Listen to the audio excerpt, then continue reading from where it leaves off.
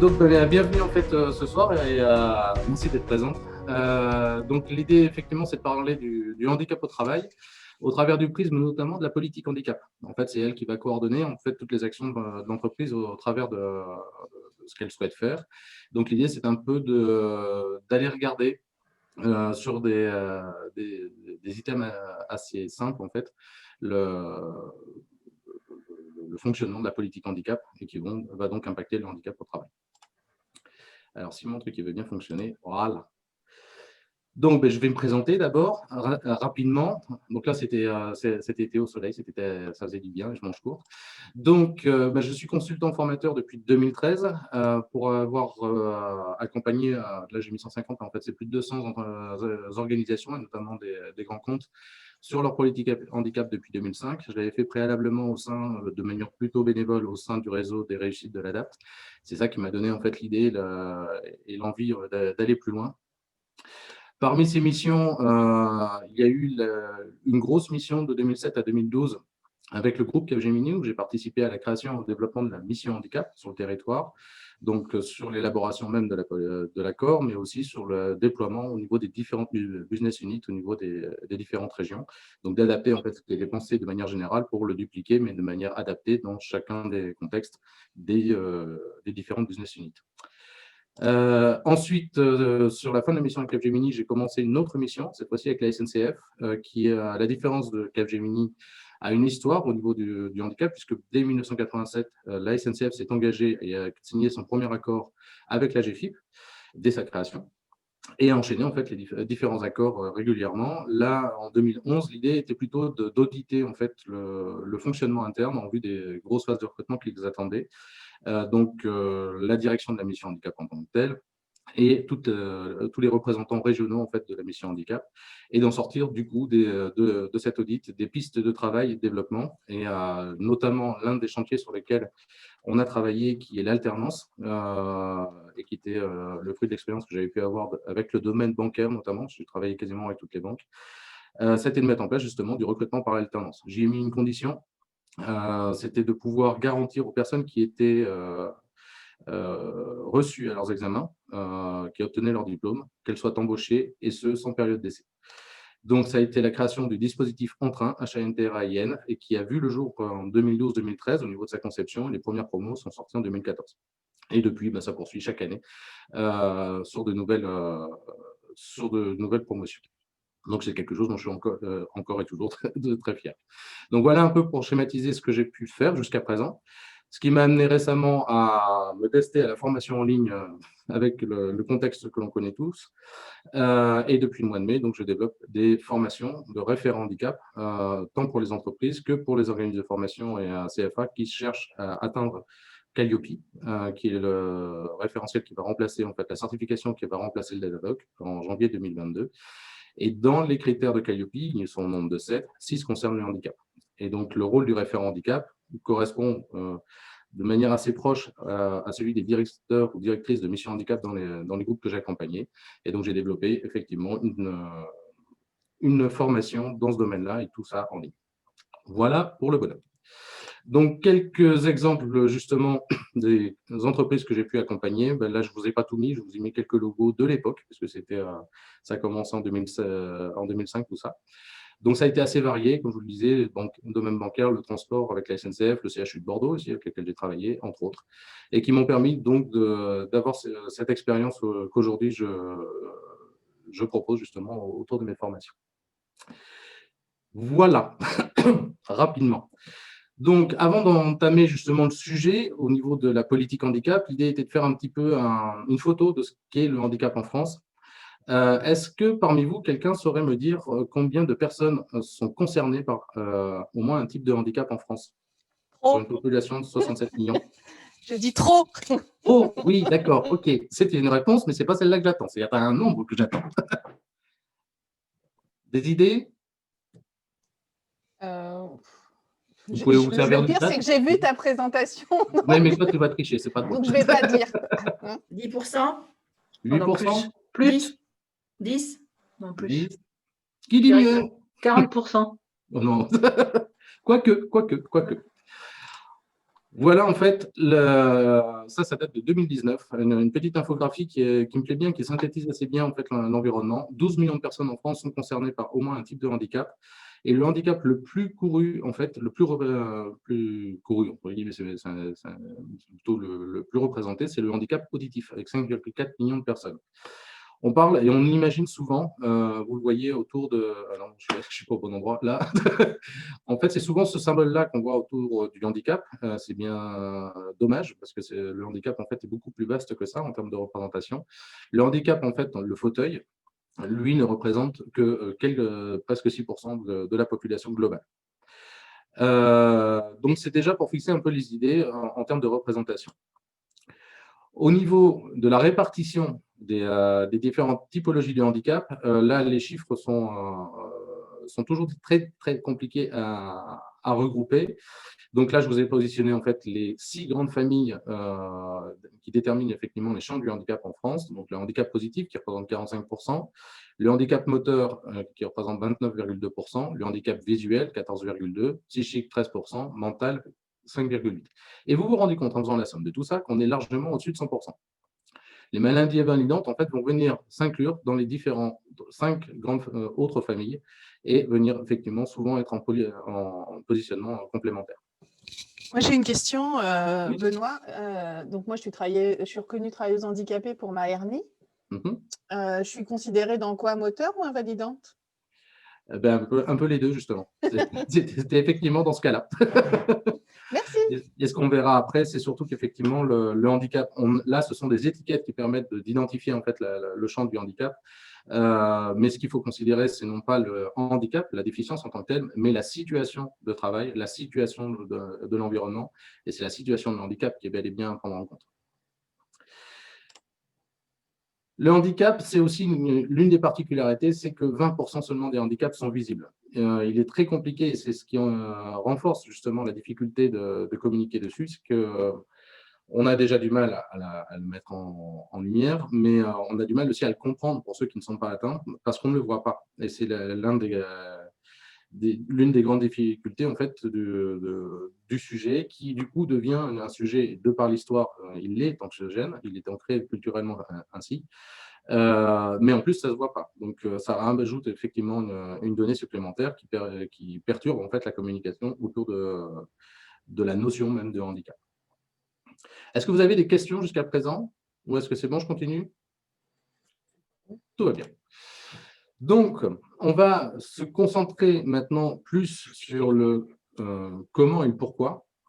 Si j'arrive à retrouver ma souris, ce serait cool. Voilà. Et donc, on va aborder la politique handicap en tant que telle. La première des choses, en fait, au niveau de la politique handicap, c'est de se poser le pourquoi. Et à votre avis, quel est le premier pourquoi qui vous vient à l'esprit quand on parle politique handicap? Utilisez le chat pour pouvoir me répondre. Je ne sais pas si j'arriverai à le voir, mais je pense que oui. C'est où le chat? Je vais gérer le chat. Concentre-toi sur ta présentation. Ça y est, je l'ai. C'est bon, merci. Donc, est-ce que vous avez des idées sur quoi on va s'axer de prime abord? À quoi on pense sur le pourquoi d'une politique handicap? À quoi ça sert? À quoi ça sert? Oui. Mais qu'est-ce qui va la motiver de manière prioritaire? Ne pas avoir l'amende parce que justement, on n'a pas fait de politique handicap. Oh, mais ça, c'est les Exactement ça. femmes, vous êtes vénales, c'est fou ça. La première idée qui monte, c'est effectivement une réponse à l'obligation légale. Or, on a effectivement quand même un champ d'investigation qui est beaucoup plus large et des périmètres qui permettent justement de valoriser le handicap de manière bien plus complète et de manière bien plus profonde aussi dans le fonctionnement de l'entreprise. J'ai Marie-France qui propose l'accessibilité. Qui fait partie des mises en œuvre, voilà, pour le coup. Et effectivement, dans le pourquoi, on va y arriver. Il y a un premier item au niveau de la politique handicap qui était envisagé, au-delà simplement de l'obligation légale, c'est déjà la qualité de vie au travail. C'est se réinterroger à chaque cas qui se présente sur le comment et sur le pourquoi on fonctionne au niveau du travail et comment on peut adapter justement les différents environnements. Je vais vous donner par exemple en termes de confort, alors qu'il n'a rien à voir avec le travail pour le coup, mais quand vous êtes en ville, en fait, les villes ont été entre guillemets adaptées au handicap moteur par exemple, notamment vous avez les bateaux trottoirs qui permettent justement oui, enfin pas partout, j'avoue, mais dans cet aspect-là en tout cas, où vous avez le bateau trottoir. Au départ, c'est fait effectivement pour faciliter l'accès aux personnes à mobilité réduite. Pour autant, quand on a une poussette et qu'on a des jeunes enfants qu'on promène en poussette, c'est quand même vachement pratique d'avoir justement ces bateaux trottoirs de la même manière. Donc, d'un effet en fait particulier qui va venir permettre un accès plus simple à une typologie de handicap, en l'occurrence, on va avoir un rayonnement qui va être beaucoup plus fort. Et c'est ce qui donne aussi une vision différente de l'intégration du handicap en entreprise, c'est de se poser justement, en fonction des cas qui se présentent, les questions nécessaires par rapport au handicap, en sachant pertinemment que dans la grande majorité des cas, ça va servir aussi aux autres. J'ai un autre exemple là qui est plus lié à l'industrie. Quand j'ai accompagné Arkema, notamment qui est une industrie chimique en région lyonnaise, on a procédé à un recrutement fait pour eux et on a trouvé une personne qui répondait à toutes les compétences, mais qui avait un problème de préhension à la main droite. Résultat, en fait, l'adaptation de poste a été d'imaginer au niveau des vannes qu'il devait tourner, qui étaient des vannes mécaniques, de la transformer en vannes numériques. Donc ça paraît logique par rapport au contexte et par rapport à la personne, d'adapter l'outil de travail à ce que la personne a nécessité.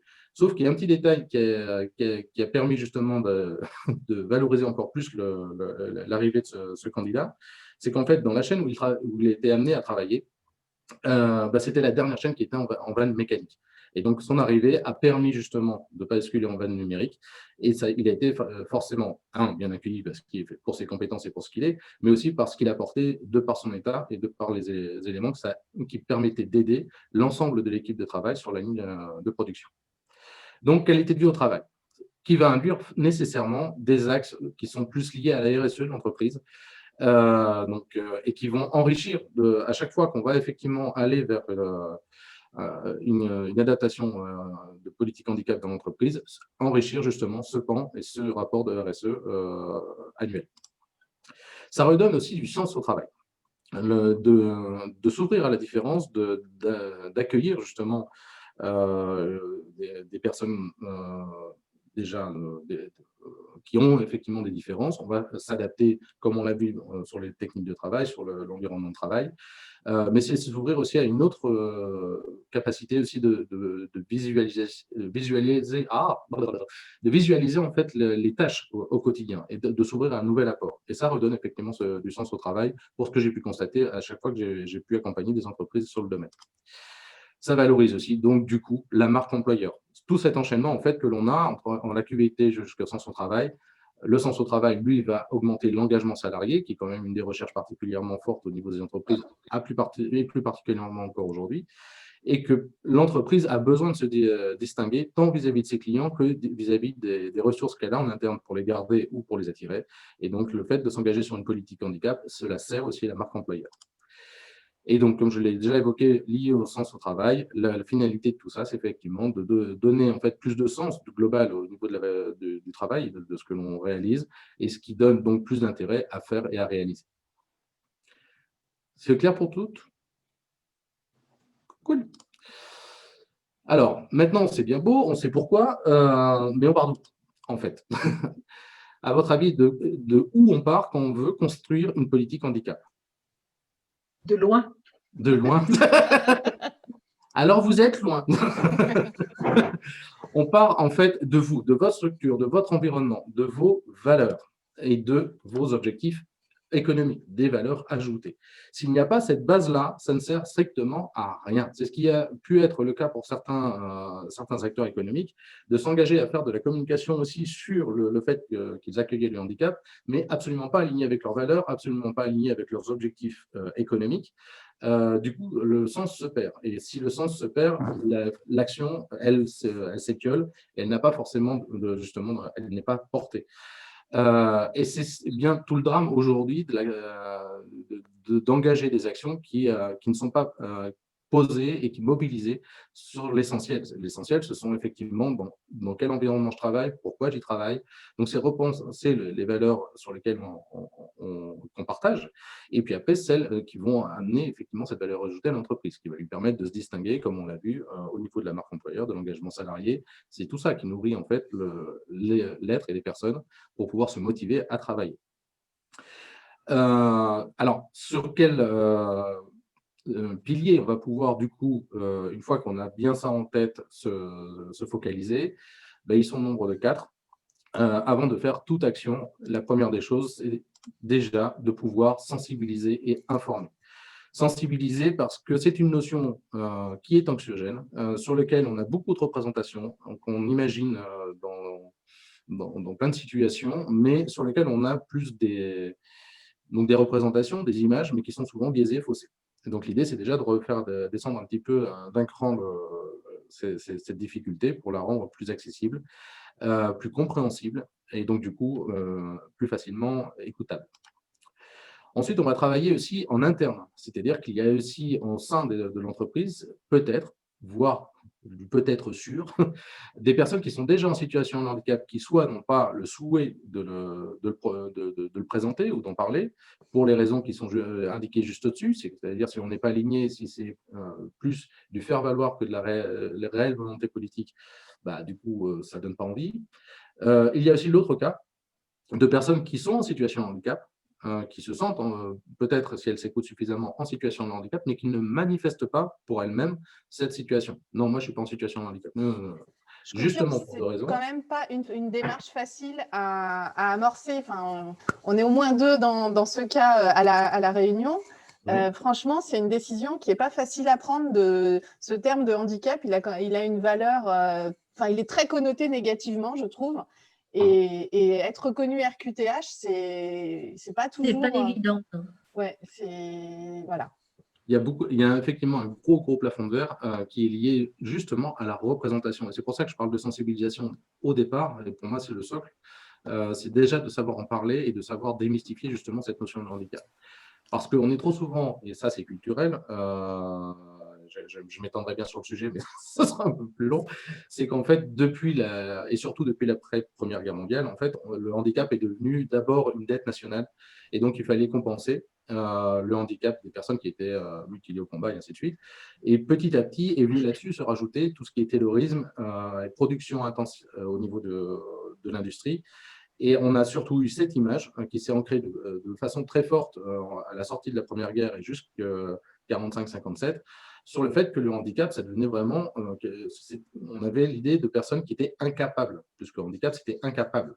Et donc, cet élément-là, il est fortement encore présent, malheureusement, même si la loi a évolué, même si les items de représentation du handicap ont aussi été plus précis, mieux abordés.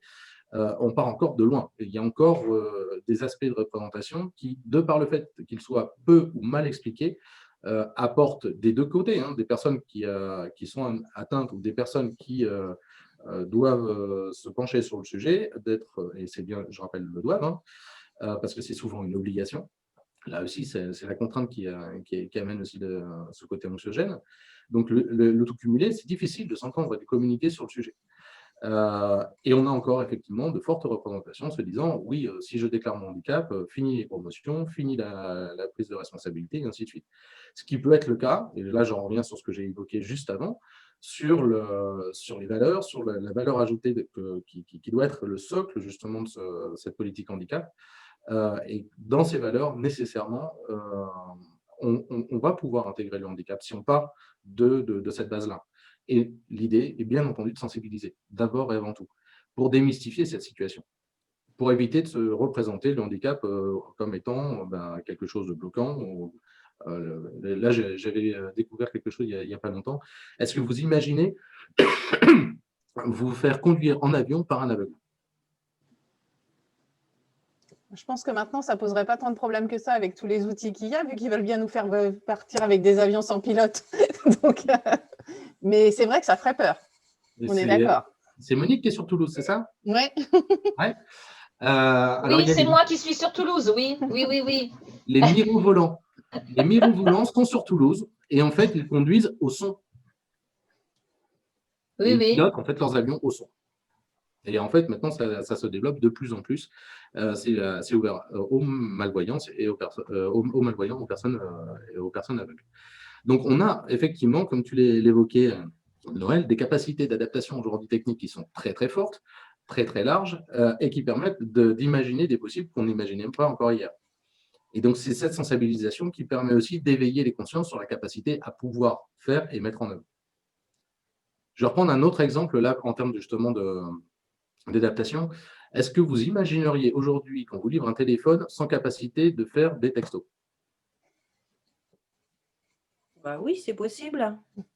Mais ça vous irait qu'on vous vende un téléphone sans avoir aucune capacité de faire Tout des dépend du prix.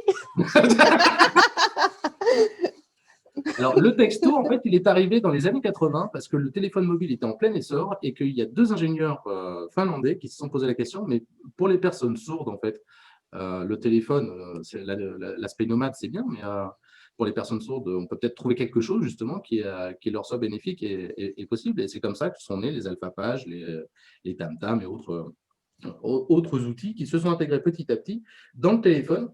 Et aujourd'hui, effectivement, on l'a partout. L'email, de la même manière, est venu aussi d'une adaptation à un type de handicap et qui aujourd'hui bénéficie à tous. Bénéficie, les emails, on est un petit peu plus inondé que… Après, il peut y avoir des travers.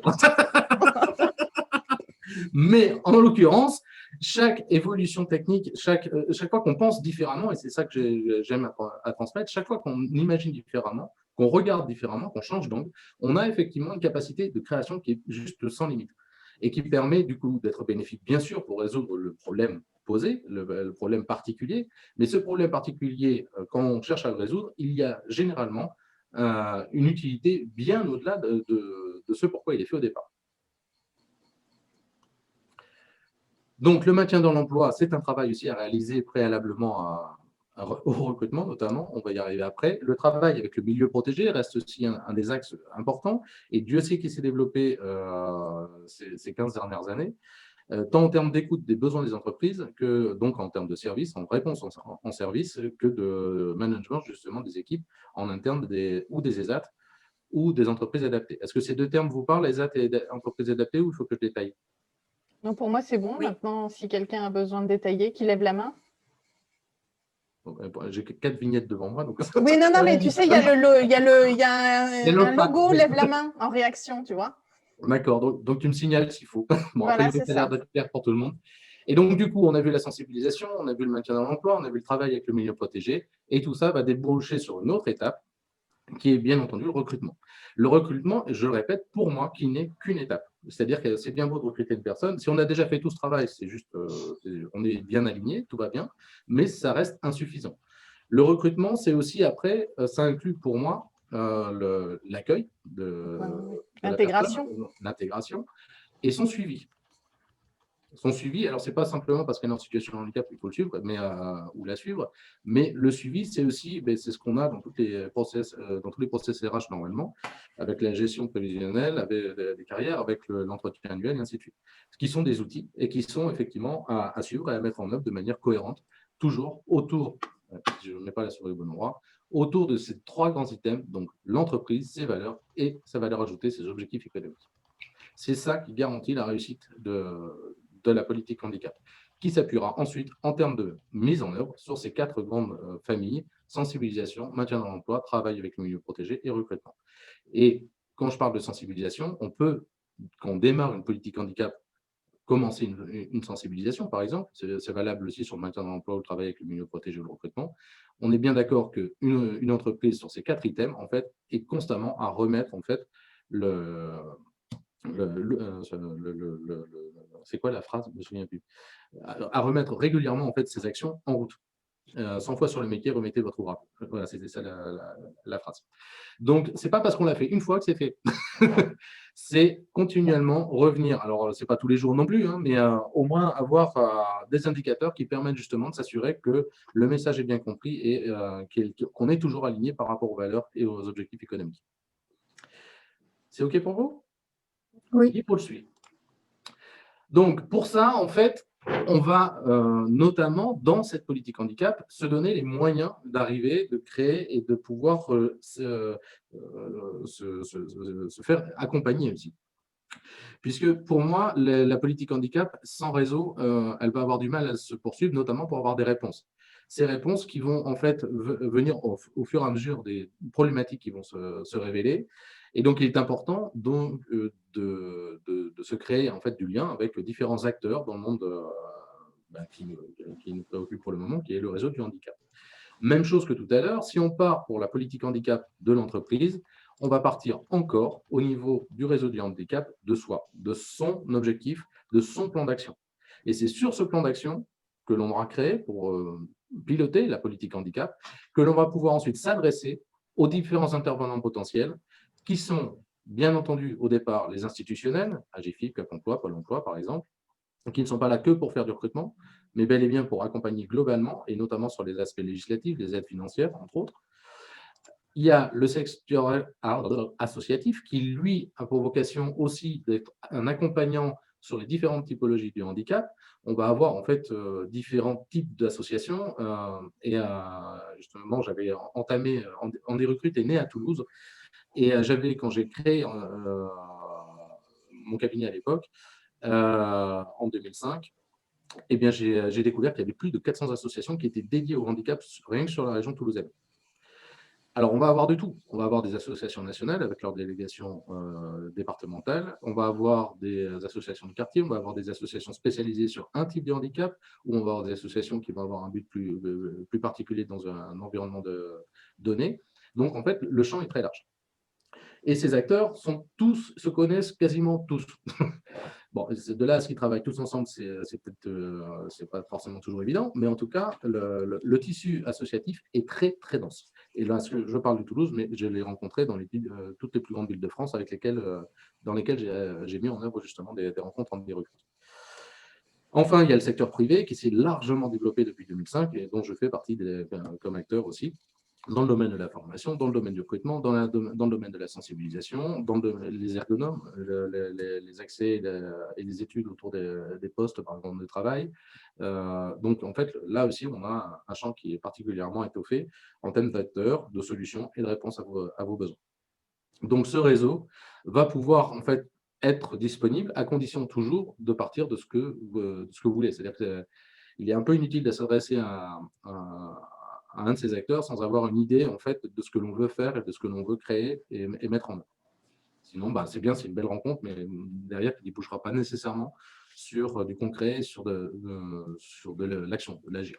Et la médecine du travail, dans ce cadre-là, elle peut intervenir dans le réseau handicap ou elle n'est pas du tout concernée? Ah, mais elle est tout à fait concernée. La difficulté de la médecine du travail, c'est qu'ils sont médecins, donc ils ne vont pas forcément évoquer, ils ont comment ça s'appelle, le secret médical qui est très présent.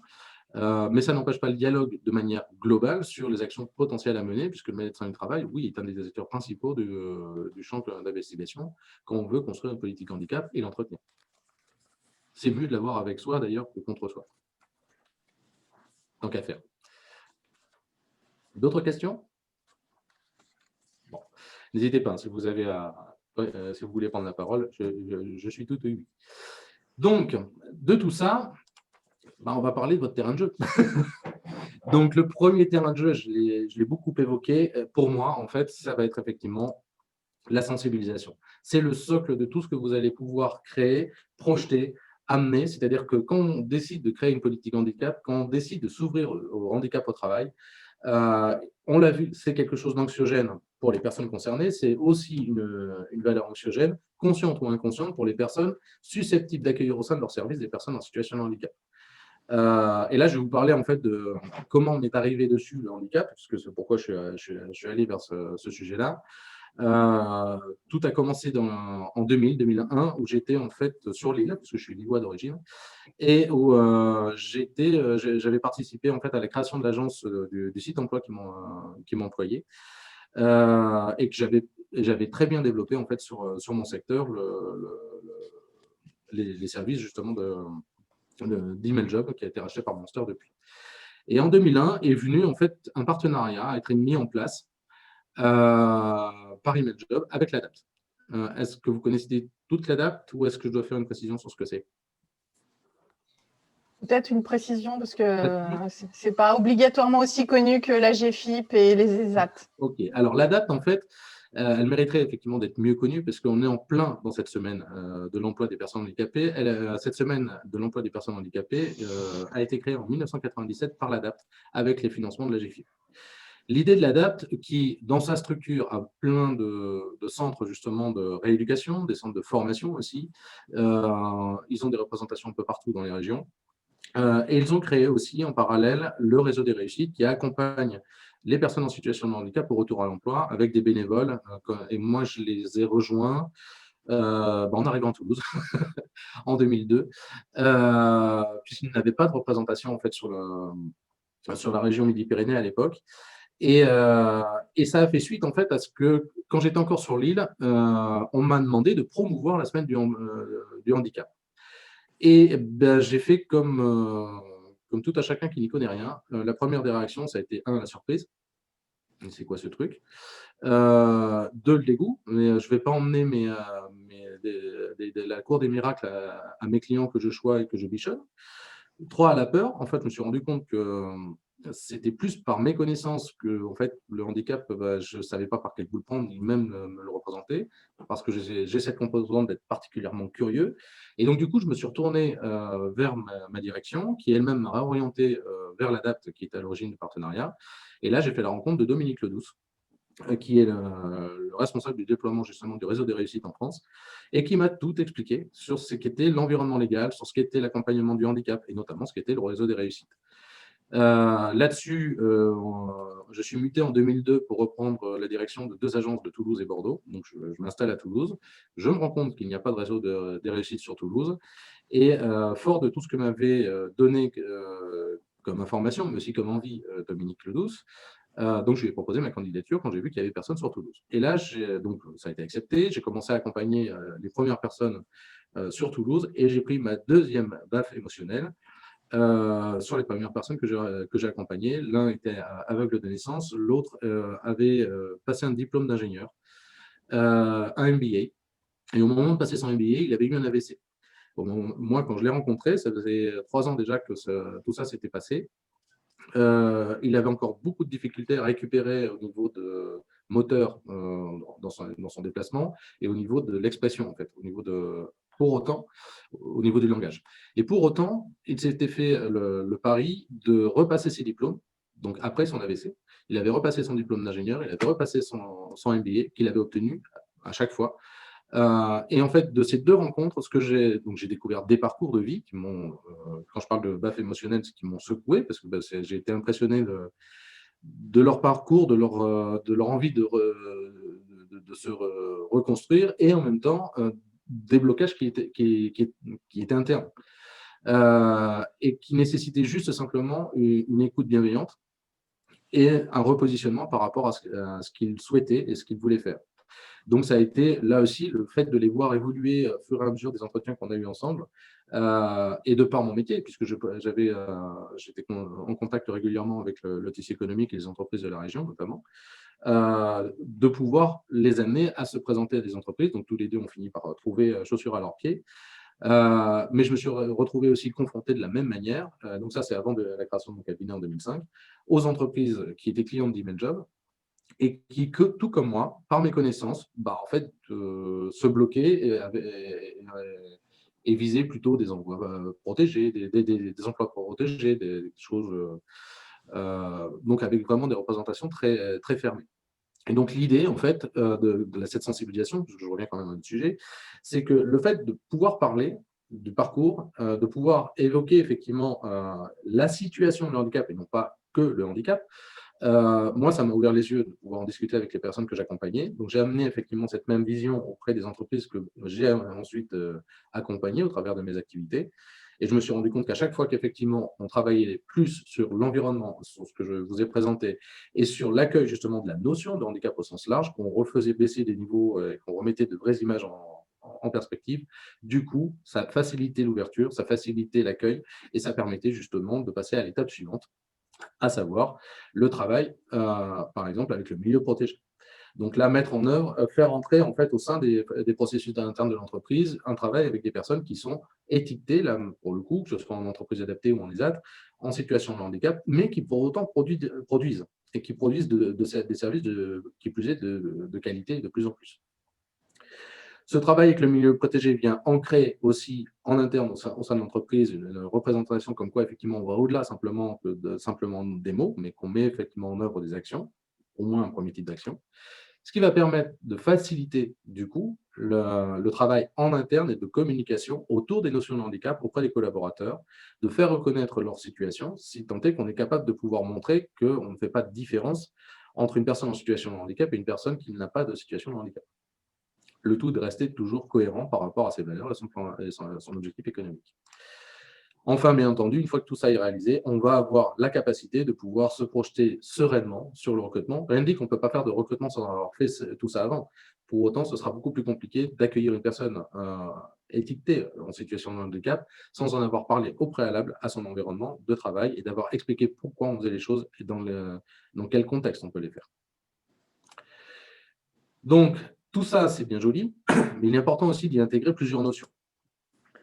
Donc, il y a déjà, là, en fait, cette présentation, en fait, je l'ai construite avec Lady Vilmas qui était ergonome. Donc, cette partie que je vais vous délivrer, c'est l'ergonome sur Lyon. Donc là, c'est issu, en fait, de ces réflexions plus particulièrement que j'approuve totalement. C'est pour ça que je vous les transmets.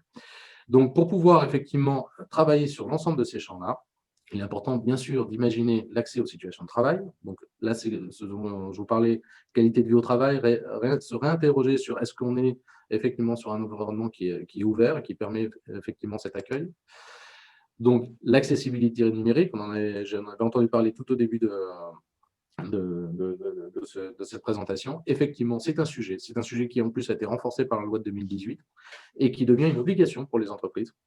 À mettre en œuvre, c'est encore autre chose, mais pour autant, c'est bien inscrit dans les textes. Ce sont aussi les modes de management qui sont à revisiter, et pas simplement par rapport à la typologie, par rapport au sujet du handicap.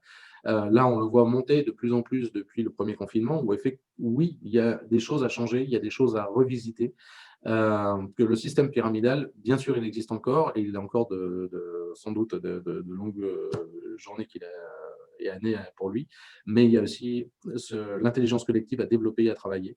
Et les modes de management, notamment l'écoute, le dialogue, sont effectivement des vecteurs forts. Le développement de compétences, bien entendu, puisque ça, c'est aussi dans l'axe de ce qui a été donné en septembre 2018 avec la loi sur le mineur professionnel, où là, oui, on cherche de plus en plus à donner les moyens de se développer tant au niveau professionnel pur, technique, mais aussi petit à petit, on commence à y aller vers le développement personnel aussi, dans l'interaction. Il y a la mobilité professionnelle aussi à interroger en fonction justement des champs d'investigation de l'entreprise. Le développement des capacités, donc ça c'est un mot de Ludivine, c'est effectivement très parlant que de voir ce qui est possible en termes de capacité et de voir qu'est-ce qu'on peut mettre en œuvre pour rendre les tâches possibles. Donc, ça se rapproche bien entendu de l'accès au travail, mais c'est beaucoup plus précis puisque là, on est directement axé sur le fonctionnement même, soit d'un outil de travail, alors que ce soit en production, que ce soit en service ou autre, hein, ça peut être aussi une capacité avec les outils informatiques qu'on a à disposition dans le service. C'est vraiment penser capacité de mise en œuvre et de s'adapter effectivement aux différentes situations en fonction des personnes. La prévention de la désertion professionnelle qui vient s'induire effectivement autour de l'ensemble de ces sujets-là et qui vient se concentrer directement dessus. Alors, sans oublier, parce que c'est important, l'évolution de la situation. Parce que ce qui est, et j'en ai déjà parlé en fait au moment de poser la politique handicap, ce qui est souvent le cas, en fait, c'est qu'on se dit, ça y est, je vais créer quelque chose, paf, je mets le projet en route, paf. Sauf que ce projet, il va vivre.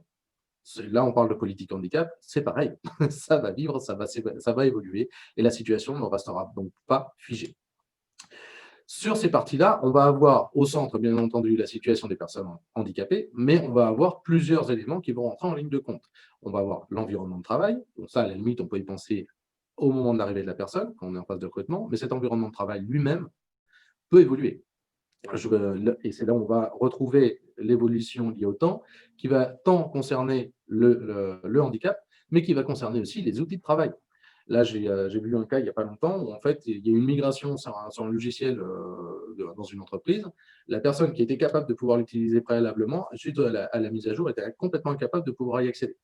Donc là encore, c'est quand on est en train de faire évoluer ces outils, qu'on est en train de faire évoluer ces pratiques, c'est toujours important de toujours penser et interroger et dialoguer donc, pour pouvoir se donner les moyens de réussir justement ce que l'on veut mettre en œuvre. Donc, il y a effectivement à regarder la compensation qu'on veut apporter, et cela toujours en fonction aussi du type de handicap. Parce qu'on peut imaginer qu'une personne a un type de handicap, mais bien souvent, ce n'est pas le cas. Ce n'est pas 1, c'est 1 plus. Plus 1, plus 2, plus 3. Et du coup, il y a des compensations aussi adaptées en fonction de chacune des situations. Donc, là, je vous résume, en fait, les situations des personnes handicapées dépendent de plusieurs variables, leur environnement, l'évolution liée au temps, leur type de handicap, la prise en charge précoce ou non de la situation de handicap. Et ce dernier item est très, très, très, très important. Plus tôt on prend en charge, plus tôt on y réfléchit, plus tôt on met en action, plus tôt et plus simple la solution sera. C'est bon pour vous? Alors, là, je vous ai parlé donc du handicap au travail de manière générale. Pour aller plus loin, je vais à la fin du mois mettre en place avec Ludivine, dont je vous parlais tout à l'heure, avec qui j'ai co-construit ce que je vous ai présenté, une action de sensibilisation. On va vous parler en fait de la sensibilisation du handicap dans l'entreprise. Donc, comme vous l'avez vu, la base en fait de tout ce que je vous ai présenté, pour construire un plan d'action, pour rentrer effectivement dans l'idée justement de mettre en œuvre une politique handicap, la première des choses à faire, c'est de sensibiliser. Et donc, l'idée qu'on s'est donnée, c'est de faire un webinaire, après avoir parlé de la politique handicap, de parler plus particulièrement du sujet de la sensibilisation au handicap. Donc, ce que je peux peut-être faire,